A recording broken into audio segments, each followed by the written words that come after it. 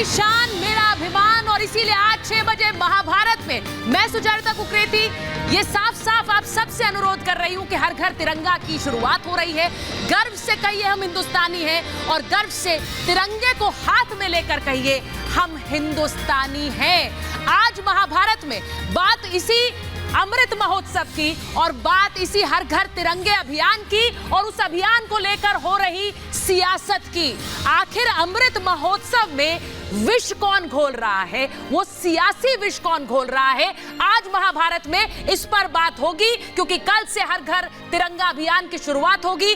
प्रधानमंत्री ने अनुरोध किया कि घर में तिरंगा लगाइए, लेकिन अमृत महोत्सव में सियासी बयान विष घोल रहे हैं। तस्वीर सबसे पहले आपको दिखा रही हूं जो कानपुर से आई, और देखिए कैसे तिरंगे में अशोक चक्र गायब था और ये मुहर्रम के जुलूस में तिरंगे का किस तरह से अपमान हुआ। देश की शान तिरंगा एक वर्ग विशेष लोगों ने किस तरह से वहां से तिरंगे से अशोक चक्र गायब कर दिया। और अशोक चक्र गायब करने के बाद तिरंगे की एक तस्वीर ऐसी भी आई जिसमें बीच में मस्जिद का निशान नजर आया। सिर्फ यही नहीं, इसके बाद तस्वीरें आई मुजफ्फरपुर से, जहां पर तिरंगे की एक और तस्वीर, ये तस्वीर जरा मैं आपको दिखाती हूं क्योंकि कुछ तस्वीरें कानपुर से आई और कुछ तस्वीरें बिहार के मुजफ्फरपुर से आई। वो तस्वीरें जरा यहां पर दिखाइए। तिरंगे पर किस तरह से चांद और तारा लगा दिया गया। मुजफ्फरपुर की तस्वीरें जरा दिखाइए। ये देखिए तिरंगे पर किस तरह से अशोक चक्र गायब है और चांद और तारा लगा दिया गया। अब सवाल यह है कि हर घर तिरंगा अभियान में क्या सियासी बयान है जो इस तरह का विष घोल रहे हैं, जहां पर अशोक चक्र गायब कर तिरंगे में चांद और तारा लगा दिया, कहीं मस्जिद लगा दिया गया। मैं आपको सबसे पहले वो बयान दिखाना चाहती हूं जो हर घर तिरंगा को लेकर सियासत के लिए जिम्मेदार है। वो बयान एक बार देख लेते हैं, उसके बाद महाभारत करूंगी, क्योंकि कल हर घर तिरंगा अभियान की शुरुआत होनी है।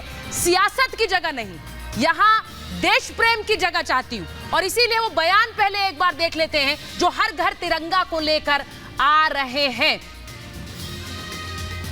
कैसे कहा गया कि जब प्रधानमंत्री ने अनुरोध किया कि आप अपने घर में तिरंगा लगाइए, तो राष्ट्रीय ध्वज को लेकर जो नियम है उन्हें भी बदल दिया गया, लेकिन लोगों के घर तिरंगा लगे उस पर सियासत कैसे हो रही है। राहुल गांधी ने कह दिया तिरंगा मुहिम चलाने वाले उस देशद्रोही संगठन से है जिन्होंने 52 साल तक तिरंगा नहीं फहराया। ये राहुल गांधी का बयान है। जरा जल्दी चलाइए विकास, क्योंकि कल लोगों के घर तिरंगे लगे होंगे। बहुत से घरों पर आप अभी से तिरंगा देख रहे होंगे, लेकिन तिरंगा खरीदने के लिए मजबूर कर रहे हैं, कह रहे हैं राहुल गांधी। वहीं दूसरा बयान दिखाइए किस तरह से स्वामी प्रसाद मौर्य कह रहे हैं तिरंगे के बहाने बीजेपी साजिश रच रही है और अल्पसंख्यकों के खिलाफ यह साजिश संभव है। यही नहीं रुके, उन्होंने कहा शरारती तत्व तिरंगे को पैर से कुचलेंगे, यह भी कह दिया। और बीजेपी दोष मुसलमानों पर मढ़ेगी, यह स्वामी प्रसाद मौर्य ने कहा। वहीं अखिलेश यादव इससे पहले कह चुके हैं कि तिरंगा यात्रा के बहाने बीजेपी दंगा करा सकती है। यह बयान भी आपने सुना और उस पर भी काफी किस तरह से आरोप प्रत्यारोप लगे। तिरंगे पर कितना जीएसटी देना पड़ेगा, यह सवाल भी पूछ रहे हैं।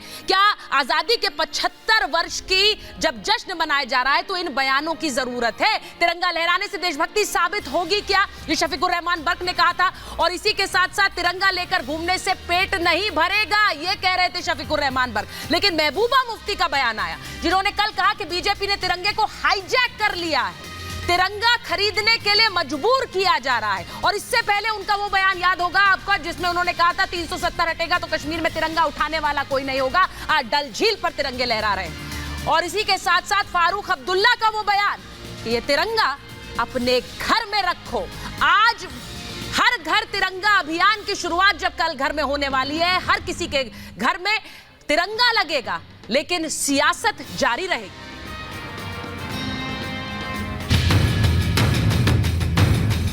ये भारतीय जनता पार्टी तिरंगा के साथ दंगा भी फैला सकती है। संजय भाई पहले से अपने घरों पर तिरंगा लगा लेंगे, बात कोई करेगा और वो बढ़ा जाएगा आपके सिर। इनकी एक इंटरनल साजिश है। तिरंगे झंडे को लेकर भी किस प्रकार की राजनीति हो रही है, झंडे में भी परिवर्तन किया जा रहा है, मगर आपने इस झंडे को भी पॉलिटिक्स बना दिया। हर घर में तिरंगा, कैसे देखते इसको? तुष्टीकरण की राजनीति हो रही है, यह भी हम सब ने देखा है। तिरंगा चंद गज का कपड़ा नहीं, तिरंगे की ताकत 130 करोड़ भारतीयों को एकजुट करने की है।